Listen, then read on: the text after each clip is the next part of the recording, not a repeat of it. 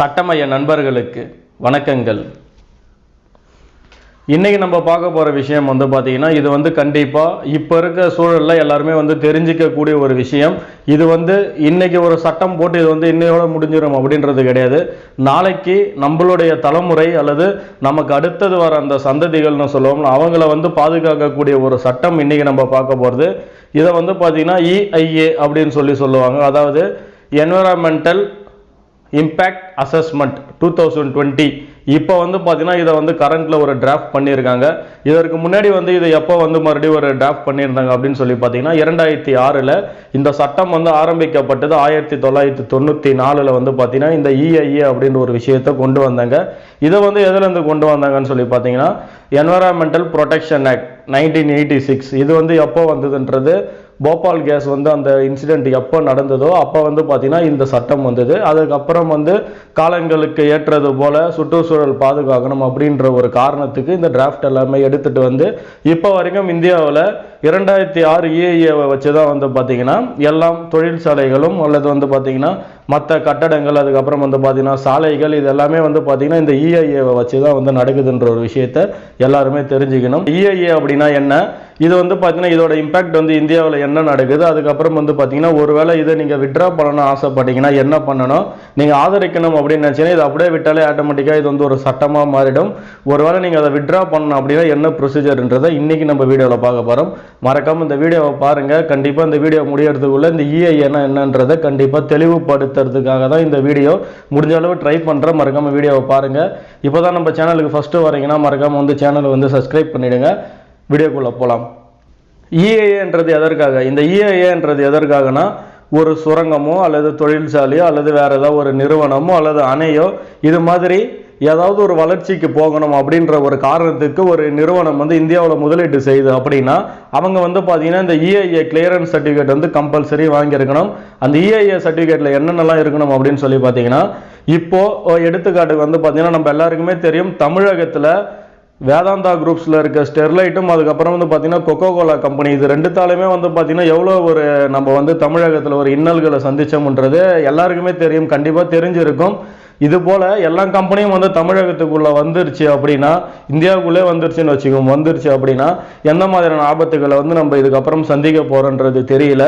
இதை முழுக்க என்வரன்மெண்ட்டை பாதுகாக்கணுமே தவிர இந்த சூழலியலை நம்ம பாதுகாக்கணுமே தவிர்த்து இதை பார்த்தீங்கன்னா வேற எதுவும் அதுக்கு ஒரு பாதகமான ஒரு விஷயத்தை கொண்டு போகக்கூடாதுன்றது தான் மற்ற நாடுகளாக இருந்தாலும் சரி, இந்தியா இருந்தாலும் சரி, அதுக்காக தான் இந்த சட்டத்தை கொண்டு வந்தாங்க.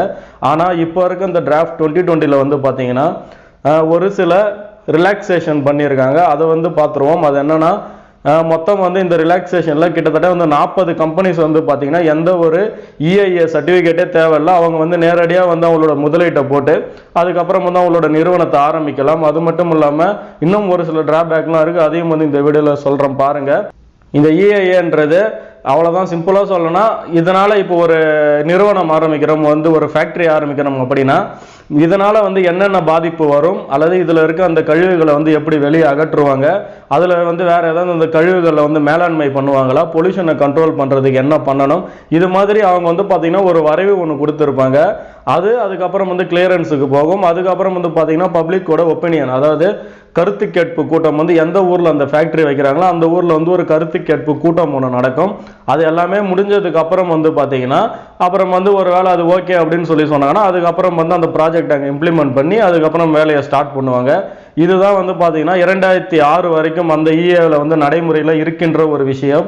இப்போ இருக்க அந்த சூழலில் இது கொரோனா டைமாக இருந்தாலும், இது ஒரு பேண்டமிக் டைமாக இருந்தாலும் இந்த சட்டம் பார்த்தீங்கன்னா ஒரு ஆபத்து அப்படின்றது தான் சொல்ல முடியும். காரணம் என்னன்னா, இப்போ இருக்க இந்தியாவில் இருக்க வளங்கள் எல்லாத்தையும் சுரண்டிட்டு, வளங்கள் எல்லாத்தையும் அழிச்சிட்டு, வளங்கள் எல்லாத்தையும் வேற யாரோ ஒரு நிறுவனத்துக்கு தாரை வாத்து கொடுத்துட்டு நம்ம எல்லாம் இந்தியாவில் என்ன பண்ண போறோன்ற ஒரு விஷயம் கண்டிப்பாக ஒரு கேள்விக்குறியாக தான் இருக்கும் அப்படின்றத சொல்லிக்கலாம். கிணறுலேருந்து நம்ம தண்ணி குடிச்ச இந்த காலம் போயிட்டு இப்போ எல்லாருமே வாட்டர் பாட்டில் லெவலுக்கு வந்தாச்சு. இது இன்னும் ஃபியூச்சரில் கண்டிப்பாக இருக்க வளங்கள் எல்லாத்தையும் சுரண்டிட்டால் இதை விட ஒரு மோசமான சூழல் வரும்ன்றதை கண்டிப்பாக தெரிஞ்சுங்க. இந்த EIA பார்த்தீங்கன்னா முன்னாடி 2006 இருக்க அந்த ஒரு வரைவிலே அவங்க வச்சிருந்தாங்க அப்படின்னா எந்த ஒரு ஆபத்தும் இல்லை. ஆபத்து இல்லைன்னு சொல்ல முடியாது, இருக்கு, கொஞ்சம் குறைவா இருக்கு அப்படின்னு சொல்லலாம். இப்போ சொல்றது என்னன்னா, ஒன்றும் இல்லை, இப்போ வந்து உங்கள் ஊரில் இருக்க வளங்கள் எல்லாத்தையும் நாங்கள் சுரண்ட போகிறோம், நீங்கள் வந்து எல்லாரும் பொறுத்துங்க அப்படின்னு சொல்கிறது தான் வந்து பார்த்தீங்கன்னா இந்த EIA 2020. இது வந்து கண்டிப்பாக எல்லாருமே, எனக்கு வந்து இதில் ஒரு உடன்பாடு கிடையாது. நான் வந்து இந்த EIA வந்து எதிர்க்கிறேன். ஒருவேளை நீங்கள் எதிர்த்தீங்க அப்படின்னா கீழே போகிற அந்த மெயில் ஐடிக்கு மறக்காமல் வந்து உங்களோட ஒரு கொரியை வந்து மெயில் பண்ணுங்க, இது மாதிரி இது எங்களுக்கு வேணாம் அப்படின்ற ஒரு விஷயத்த சொல்லி, ஒரு சிம்பிளாக ஒரு மெயிலில் ஒன்றும் பெருசாக வந்துட போகிறது இல்லைங்க. கண்டிப்பாக யார் வேணாலும் மெயில் பண்ணலாங்க. இந்த சாதாரண ஒரு ஸ்மார்ட் ஃபோனில் யார் வேணாலும் ஒரு மெயில் பண்ணலாம், மெயில் ஐடி தரோம். அது மட்டும் இல்லாமல் முடிஞ்ச அந்த கண்டென்ட்டையும் தரும், அதையும் சேர்த்து நீங்கள் வந்து மெயில் பண்ணுங்கள். முடிஞ்ச அளவு இதில் இந்த EIA வந்து கொஞ்சம் வந்து இன்னும் வந்து ரிலாக்ஸ் பண்ணாமல் முன்னாடி இந்த EIA வந்து இருக்கணும் அப்படின்றது இருந்தால் கூட எந்த ஒரு பிரச்சனையும் கிடையாது, கொஞ்சம் குறைவாக இருக்கும். இப்போ பண்ணது வந்து பார்த்தீங்கன்னா மொத்தம் வந்து 2 விஷயம் இதில் சொல்லணும். ஒன்று வந்து பார்த்தீங்கன்னா கேட்டகிரி A, கேட்டகிரி B அப்படின்னு சொல்லுவாங்க. அதாவது தொழிற்சாலையாக இருந்து ஒரு இண்டஸ்ட்ரி ஆரம்பிக்கணும் அப்படின்னா 2 கேட்டகிரி. அதில் வந்து A கேட்டகிரியில் வந்து பார்த்தீங்கன்னா அது வந்து ஒரு கேட்டகிரி, பியில் வந்து பார்த்தீங்கன்னா B1 B2 அப்படின்னு சொல்லிட்டு 2 கேட்டகிரி இருக்குது. இதில் இப்போ இருக்க அந்த 2020 வந்து EIA 2020 வந்து பார்த்தீங்கன்னா கிட்டத்தட்ட 40 கம்பெனி வந்து அதுலேருந்து ரிலாக்ஸ் ஆகிறான். எந்த ஒரு கிளியரன்ஸ் சர்டிஃபிகேட்டுமே தேவையில்லை, எந்த ஒரு EIAவுமே தேவையில்லை. அதாவது நம்ம சொல்லக்கூடிய இந்த என்வரன்மெண்டல் இம்பேக்ட் அசஸ்மெண்ட், இதுக்கான அந்த ரிப்போர்ட்டே தேவையில்லை. அவங்க வந்து நேரடியாக வந்து முதலீட்டை போட்டு ஆரம்பிச்சிடலாம் அவங்களோட ஒர்க்கை. அதுக்கப்புறம் வந்து அதற்கான கிளியரன்ஸை பார்த்துலாம், அது லீகல்லாம் பார்த்துக்கலாம்ன்ற சொல்கிற அளவுக்கு இந்த சட்டம் வந்து வீக்காக இருக்குன்றதை எல்லாருமே தெரிஞ்சுக்கணும். ஒரு எடுத்துக்காட்டு ஒன்று வச்சுப்போம். நம்ம வந்து ஒரு 500 கோடி வந்து ஒரு டிஸ்ட்ரிக்டில் போடுறாங்க அப்படின்றத வச்சுக்கோம். ஒரு நிறுவனம் 500 கோடி வந்து இன்வெஸ்ட் பண்ணுறாங்க. இன்வெஸ்ட் பண்ண அந்த நிறுவனத்துக்கு இன்வெஸ்ட் பண்ணுற டைமை கொடுத்துட்டு அவங்களை நீங்கள் இன்வெஸ்ட் பண்ணுங்கன்னு சொல்லிட்டு அதுக்கப்புறம் வந்து நீங்கள் கம்பெனியை நடத்தாத அப்படின்னு சொல்கிறாங்க. நாளைக்கு வந்து இந்த இஷ்யூ நீதிமன்றமே போகுது அப்படின்னாலும் கண்டிப்பாக நீதிமன்றம் இன்வெஸ்ட் பண்ணுங்க யாரோ கண்டிப்பாக வந்து அவங்களுக்கான ஒரு கர்ட்டசியை கண்டிப்பாக நீதிமன்றம் காட்டும். காரணம் என்னன்னா அவங்க வந்து ஒரு பிஸ்னஸுக்காக வந்து ஒரு இன்வெஸ்ட் பண்ணாலும் அவங்களுக்கு வந்து எந்த ஒரு பாதிப்பும் இருக்கக்கூடாதுன்றத பேசிக்கான ஒரு விஷயம் இது. அதை வந்து பார்த்தீங்கன்னா இதற்கு முன்னாடியே வந்து தடுத்து நிறுத்துறதுக்கான வேலைகளை தான் பார்க்கணுமே தவிர்த்து இது மாதிரியான ஒரு அவங்கள இன்வெஸ்ட் பண்ணுங்க அதுக்கப்புறம் வந்து வர பிரச்சனைகளை பார்த்துக்கலாம் சொல்றது வந்து ஒரு கஷ்டமான விஷயமா இருக்குது. இது வந்து நடக்கக்கூடாது. இயற்கையை வந்து கண்டிப்பாக எல்லாருமே பாதுகாக்கணும். இயற்கை நினைச்சது அப்படின்னா இப்போ நம்ம இருக்க இந்த ஒரு பேண்டமிக் சுச்சுவேஷனே வந்து பார்த்தீங்கன்னா ஒரு இயற்கை அப்படின்னு சொல்லலாம். இது எல்லாத்துக்கும் வந்து பார்த்தீங்கன்னா இது மாறணும் அப்படின்னா நம்ம வந்து எல்லாமே மாறிடும் சொல்லிட்டு இருந்தோம்னா கண்டிப்பாக மாறாது. எதையாவது ஒன்றுனாச்சும் நம்ம மாற்றணும். இந்த EIAவை உங்களுக்கு வந்து பிடிக்கல அப்படின்னா நான் சொன்ன மாதிரி அந்த மெயிலை போடுங்க. ஓரளவு கண்டிப்பாக அங்கே இருக்க ஆட்களுக்கு இது தெரிய வரும். இதில் இருக்க ரிலாக்ஸேஷன் அதாவது அவங்க கம்மி பண்ணிட்டு இருக்கிறதே வந்து போட்டாங்க அப்படின்னாலும் எந்த ஒரு ஆபத்தும் இருக்காது, ஆபத்து குறைவாக இருக்கும்ன்ற ஒரு விஷயத்த சொல்லிப்போம். இது வந்து பார்த்தீங்கன்னா எப்போ வந்தது அப்படின்னு சொல்லி பார்த்தீங்கன்னா மார்ச் மாதம் இதனுக்கான ஒரு டிராஃப்ட் ஒன்று வந்தது. அதுக்கப்புறம் வந்து ஜூலை வரைக்கும் வந்தது. இப்போ ஆகஸ்ட் 11 வரைக்கும் வந்து இதற்கான ஒரு டைம் லிமிட் கொடுத்துருக்காங்க. இதோட டிராபேக்ஸ்லாம் என்ன அப்படின்னு சொல்லி பார்த்தீங்கன்னா இதுக்கு முன்னாடியே ஒரு ப்ராஜெக்ட் இம்ப்ளிமெண்ட் பண்ணுறாங்க அப்படின்னா மக்களோட கருத்து கேட்பு கூட்டம், அதாவது 30 நாள் டைம் கொடுப்பாங்க அந்த ப்ராஜெக்டை படித்து பார்த்துட்டு இதில் என்னென்ன பிரச்சனைகள் இருக்குது, இது வந்து ஏன் வந்து இது வந்து இந்த கம்பெனி இங்கே வருது, இது எல்லாத்தையும் பார்த்துட்டு மக்களோட அந்த ஒரு கருத்தை கேட்டு அதுக்கப்புறம் வந்து அவங்களோட அந்த ஒரு கன்சென்ட்டோட தான் வந்து பார்த்திங்கன்னா இந்த ப்ராஜெக்ட்ஸ் எல்லாமே வந்து இம்ப்ளிமெண்ட் பண்ணி ஒர்க் ஆகும். இப்போ அந்த 30ன்றதை 20 ஆகிட்டாங்க. 30 நாட்களில் மக்கள் கருத்து கேட்பு இருக்கிறத 20 நாட்களாக இப்போ மாற்றி வச்சுட்டாங்க. இது வந்து ஒரு டிராபேக்கு. இரண்டாவது வந்து பார்த்தீங்கன்னா ஒரு கடைக்கோடியில் ஒரு சோஷியல் ஆக்டிவிஸ்ட் அல்லது வந்து பார்த்தீங்கன்னா இந்த ஒரு என்வாயர்மெண்ட் சம்மந்தப்பட்ட ஒரு நபர் இருக்காங்க அப்படின்னா அவங்க இந்தியாவில் எங்கே நடந்தாலும் வந்து அவங்களோட பிரச்சனையை போயிட்டு அவங்க இது மாதிரி இந்த ஒரு இண்டஸ்ட்ரியால் அல்லது இந்த ஒரு அணையாலேயோ அல்லது இந்த ஒரு அவங்க எந்த ஒரு ப்ராஜெக்டை இம்ப்ளிமெண்ட் பண்ணுறாங்களோ அதனால் வந்து இது மாதிரி சுற்றுச்சூழல் பாதிக்குது, அதனால் இதை தடுத்து நிறுத்துங்க அப்படின்னு சொல்லிட்டு அவங்க தாராளமாக போகலாம்.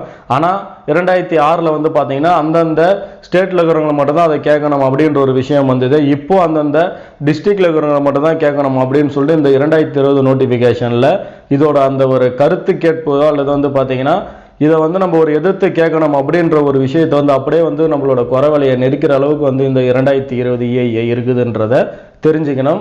ஒரு நிறுவனம் ஒரு பில்டிங் கட்டுறாங்க அப்படின்னா 20,000 ஸ்கொயர் ஃபீட்டுக்கு மேலே அவங்க கட்டுறாங்க அப்படின்னா அந்த இடத்துல அவங்க வந்து இந்த EIA சர்டிஃபிகேட்ன்ற ஒரு விஷயத்தை வாங்கியிருக்கணும். ஆனால் இப்போது 1.5 லட்சம் ஸ்கொயர் மீட்டர் வந்து நீங்கள் தாராளமாக எதை வேணாலும் கட்டிக்கலாம், எதை வேணாலும் நிறுவலாம், எந்த கிராமத்தை வேணாலும் அழிக்கலாம், அதுக்கு வந்து EIA சர்டிஃபிகேட்டே கிடையாது அப்படின்றது இந்த டிராஃப்டில் இருக்குது. இன்னொன்று வந்து பார்த்தீங்கன்னா இப்போ பொதுவாக ஒரு கம்பெனி ஒரு இண்டஸ்ட்ரி நடக்குது, அதில் இருக்க அந்த ஒரு அப்போ இருக்க அந்த ஒரு என்வரன்மெண்ட் சிச்சுவேஷன் என்ன, அதுக்கப்புறம் வந்து என்னன்றது இந்த 6 மாதத்துக்கு அப்புறம் எப்பயுமே ஒரு ரிப்போர்ட் வந்து கொடுப்பாங்க.